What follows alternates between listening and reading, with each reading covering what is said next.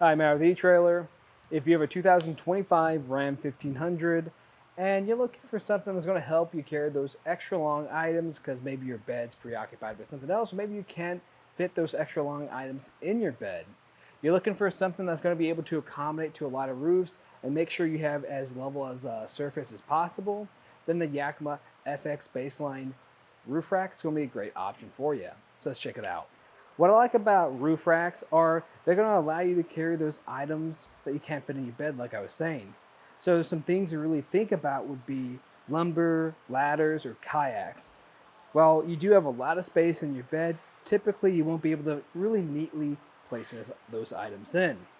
The same thing is going to apply if you have some type of hitch carrier. Those longer items won't fit back there, so the next thing would be a trailer. Trailers are really nice, but that's going to make you use your hitch. So if you want to use your hitch or something else, or if you don't want that larger footprint, because a trailer is going to add a lot of extra length to your truck, and it's going to be a little bit more harder to maneuver some tighter areas with. What's nice about the roof rack is it keeps all your gear in one footprint, so you don't have to worry about any other space behind you being taken up. And I also like pairing it with a ladder rack if you want to maximize the area above your roof. But let's kind of focus on the one that we have today. And what's nice about this Yakima Roof Rack is it's going to have a pretty clean finish to the end of it, and it's going to be very adjustable to fit whatever your needs for leveling out your roof. So let's check out the components. So there's going to be two parts of it. We're going to have the crossbar and the tower in one piece, and then we're going to have a fit kit in a second piece. So really looking at the crossbar up top, we're going to have this arrow shape to it, and that arrow shape is going to help it be more aerodynamic to help reduce that wind noise. What's also going to help reduce wind noise is going to be this rubber strip or weather strip at the very top of it. This is protecting our T-channel, and what's nice about that is it's going to keep out any additional debris like water, dirt, or any type of grime. And what that primarily is used for is if you have any sort of T-channel accessories, because most clamp-on accessories will work with this, but what's nice about a T-channel accessory is it's going to help you get the maximum area out of your crossbar. And sometimes if you have more bulky clamps, you might not have a lot of space underneath. Using a T-channel is going to be a simple way of installing something. Now we are going to have this tower.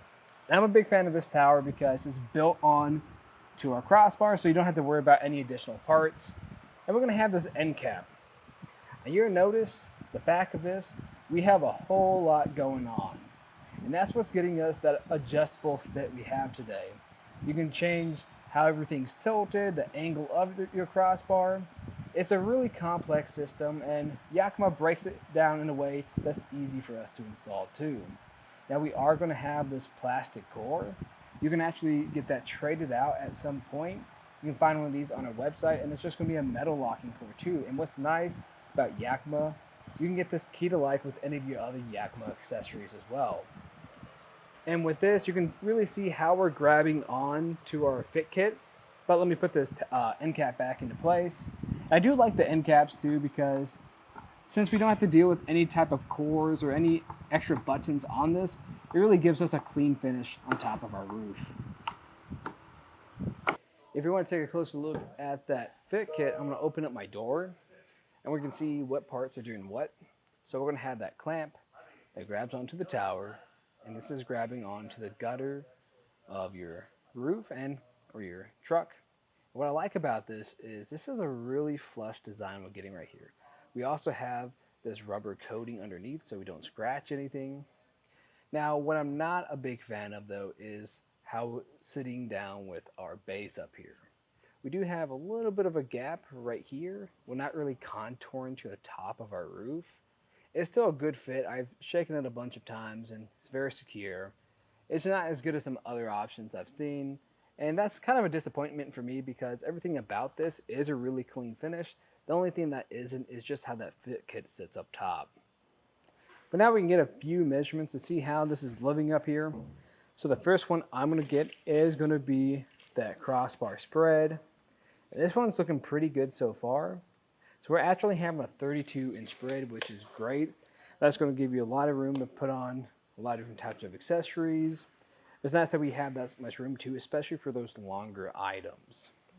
Now this is going to be at a fixed point, so you won't be able to move it. You could, in theory, slide it over a little bit, but I don't recommend it because it could affect your fit. Now we are going to have some space underneath our bars. That's not going to be very much though. That's going to be about 2.5 inches. So if you have any larger clamps like I was talking about earlier, you might not have a lot of room underneath there to really work with them. That's why that T-channel, like I was talking about earlier, is really important for this. And then that actually leads me into the overall height. The overall height of these is going to be pretty low profile. That's going to be about 4 inches. That's not bad at all. What I'd recommend doing though is just taking a total height of the vehicle, crossbars, and whatever is on top of that to make sure you can make those low clearance areas. The spot to really think about would be a garage. Now something else to think about too is how that height is going to work with any other accessories you might have on your vehicle. Like we were saying earlier, you can use this in tandem with a ladder rack to make more of a platform. And the reason why you might want to do that is if you like going overlanding. So if you want to put a lot of those larger items up here, especially anything like a tent, having more real estate to work with is going to help you out a lot. And this is going to have a pretty good weight capacity. Now what's going to be a limiting factor is probably going to be your roof. So I just recommend checking that just so you don't overload it and damage it. And something else to think about is we're not going to have any overhang on these bars since they're going to be a flush kit. So that kind of gives us more of a clean aesthetic overall. But if you have anything like ski carriers, that's going to be a little bit more difficult to reach since they're going to have to sit inside of those towers. Now, in my opinion, I think this is a great option if you are looking for that cleaner look overall on top of your roof and you're really just looking for items like boxes or those longer things to sit in the center. Now, if you're looking for an easier installation and overall just a better way of grabbing onto your roof, then I'd recommend the Rhino-Rack Roof Rack because that only takes 2 bolts to tighten down to keep it on your roof. And I really like the way it contours to the edge too. But it's really going to come down to is you want an easier installation or if you want something that's going to have just a cleaner look of your crossbars. Now, if you are curious to see what this installation is going to look like, just stay tuned and we'll walk you through the process. To begin our installation, I like to lay everything out. You'll also probably notice I have my front crossbar already installed. It's going to be the same process for either one. Now there will be a few tweaks to the adjustments for each one, but I'll talk about that near the end. You'll notice I'm going to have my crossbar right in front of me, and then we're going to have the base and the clamp next to that. I have to keep everything kind of organized to their relative sides. And then you're going to have this included tool. It's going to be an Allen key with this torque device on the back of it. And what I recommend grabbing is a tape measure so you can make sure everything's even. And I like to grab some painter's tape, just mark out some locations. The first thing I'm going to do is actually just take this rubber base off this plastic base here. The reason why I'm doing that is because when I flip this over, these bars already have a plastic base installed. I could simply take them off if I really wanted to, but these ones are going to be a little bit different than the ones that come with your fit kit. As you can see, that channel inside of here is a little bit wider. So these ones that come with your fit kit won't fit on there. So we're going to use the ones that come standard with these crossbars, and we're just going to put that rubber pad in place, just lining it up with the contours of that. Once you have this side completed, you just repeat that same process on the other side. From this point, we're going to be utilizing our instructions that get certain measurements. So the first one we're going to be getting is going to be your M1 or your M3 measurement. That's going to depend if you're on your front or rear crossbar. Right now I'm on the rear crossbar. There's going to be the same process for getting either one. So reference your instructions for that number, and that's basically going to be the distance from one tower. You're going to have a line right here that marks out that location that you measure from. You see it says M1/M3. You're going to measure from there all the way over to the other side, getting that measurement. Another thing I like to do is, so I don't have to reach all the way across, is just go from the center of the crossbar. You'll find that we have an arrow that's pointing right here. I like this arrow pointing away from me because when you set the other pitch and toe, that will also be specified in your instructions as well. You're going to want to make sure that it's facing away from you so you get the accurate adjustment for those.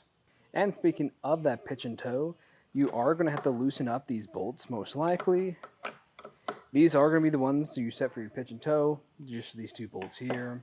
But I also need to loosen them up just so I can adjust where this tower sits so I can get the correct M1 or M2 measurement. Now just be sure that you get the same distance from the center of your crossbar on each side for your towers. We can move over to the pitch now, and you can reference which setting that has to be on in your instructions. And the way I'm going to do this is just by really rotating our tower. And there's going to be 3 settings. So if the bolt's furthest away from you, that's going to be A, the middle is B, and then closest to you is C. That's why we had to put this crossbar in the right orientation. So what's nice for me, I get to keep this in B, the center position. Once you have that, just make sure you tighten this back down.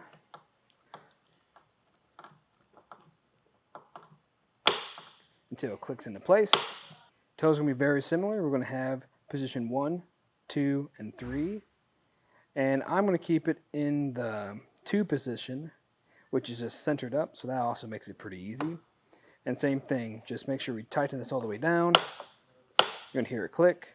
And then just make sure you do that same process on the other side. It's not a bad idea just to recheck your measurement of where your tower sits, just in case it's shifted over some.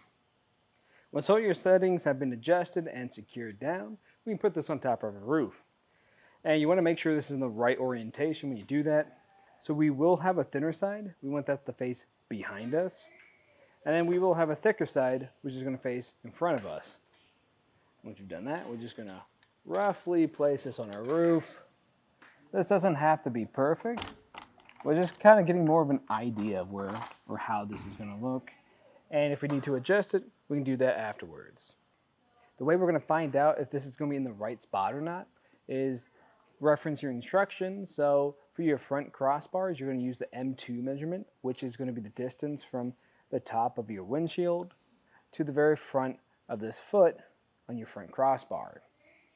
Make sure you do that on both sides.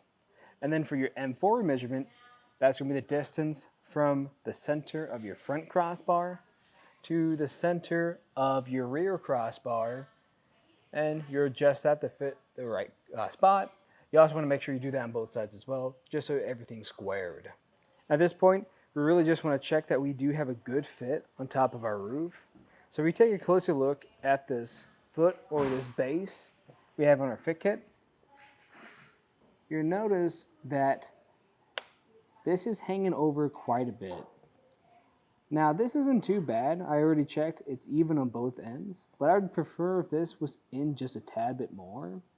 I do like to have some of that base still on this edge here, just to give it more stability, because I've tried shifting it over too far where the edge sits at this point, but then it gives us a weird fit. So I think just having a little bit of that edge of their base here is going to help us a lot. An easy way to adjust your roof rack is simply to just put some masking tape or some painter's tape on top, marking where that base is sitting on top of your roof, and taking it off, loosening up those pitch and toe bolts, bringing it in or out some to fit whatever your measurement is, and then putting it back up to see how it looks. And I can already tell the way it's sitting up there now is much better than before. You can take this painter's tape off if you like now, and we can start installing these clamps. So these clamps are pretty straightforward, or there's not too much to them. I'm just going to open up my door and come over here and then open up this access door. Now if I try to do this right off the bat, a lot of times this will be locked into place, so I'll have to make sure I grab a flathead screwdriver. Once you have this opened up, I'm going to point out a few of the bolts we have inside of here. So we're going to have 2 up top. This one that's kind of hard to see. That's going to be your swing bolt.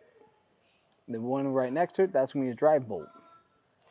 And we're going to grab our clamp, make sure we have that opening up and this clamp facing inwards.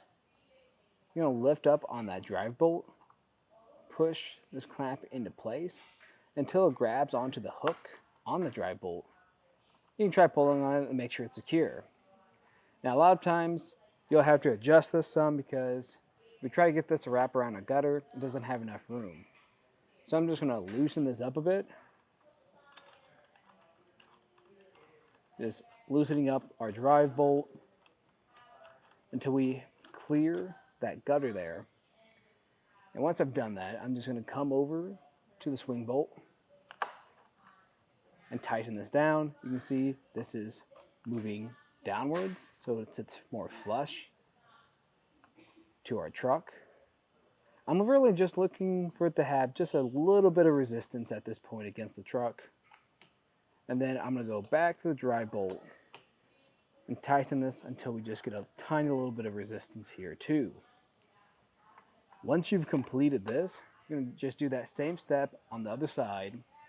Then you're just going to go back and forth, tighten them slowly on either side, because if you tighten one side too much at one point, it's going to give you an uneven fit and it's going to pull too much, which won't lead to a very secure fit on our roof. The way you'll tell if this is completely tightened down is when you're doing this, you'll eventually find a lot of resistance and you hear that click. Just make sure you hear the click on both that swing and drive bolt. And make sure you have it on both sides too.